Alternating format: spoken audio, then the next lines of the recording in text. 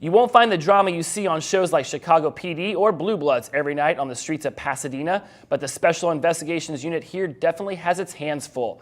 CCN's Toni Meed went for a ride-along with the Special Enforcement Unit of the Pasadena Police Department. She joins us now live to tell us about her experience. Good morning, Toni. Good morning, Jesse. Lately, police have been getting a lot of negative attention in the national news following the deaths of a number of unarmed black men.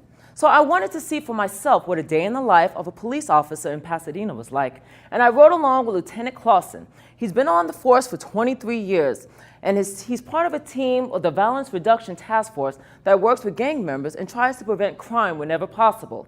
We talked a little bit before suiting up and hitting the streets. Special Enforcement Section, that unit is comprised of at least a dozen officers who every day our mission is to go out and contact gang members, investigate gang crimes, and street-level narcotics or street-level narcotic activity, which kind of go hand in hand. As I suited up in a bulletproof vest, Lieutenant Clausen prepped me on what to expect, and I have to admit I was a little nervous.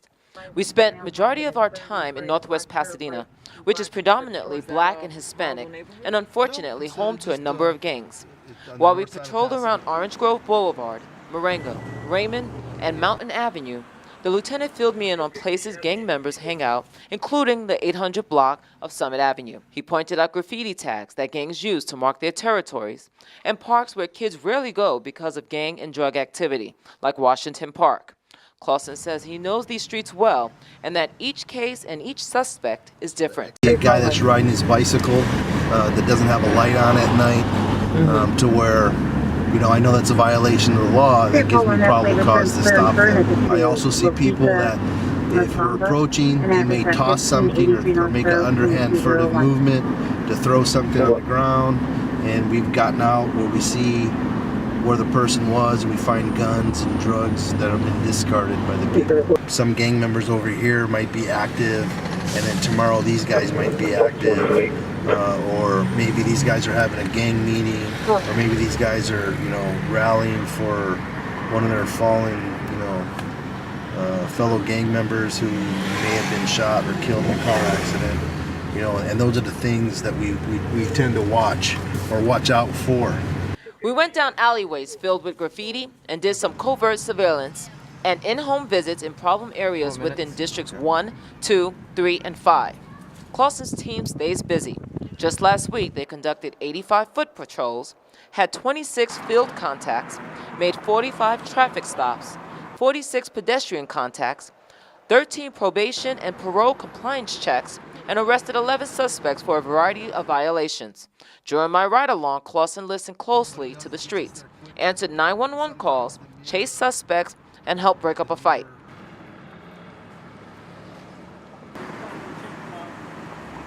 Ultimately, there were no arrests that night. Although some police officers here in Pasadena have gotten into trouble in the past few years for officer-involved shootings, loss of evidence, and more, Clausen says he believes ultimately members of the Pasadena Police Department want to solve every case that comes their way. Personally, I believe every crime can be solved by following leads, conducting interviews, and getting cooperation from witnesses and victims who we find that sometimes don't cooperate. But I believe every detective wants to solve every crime that he's assigned, so they can get some type of relief for the victim, but also put the bad guy in jail. The lieutenant and I talked about the shootings making national news briefly, and his response was that every case is different, and every day is a different day for an officer. The police chief, Philip Sanchez, sends out a weekly notice highlighting information he gets from his officers. Anyone can sign up to receive those notices by visiting the Pasadena Police Department website. Jesse, back to you. Thank you, Toni, for that report. Lieutenant Clausen also told Toni that on any given day, Pasadena police respond to homicides, robberies, kidnappings, fights, gunshots, and domestic violence cases throughout the city.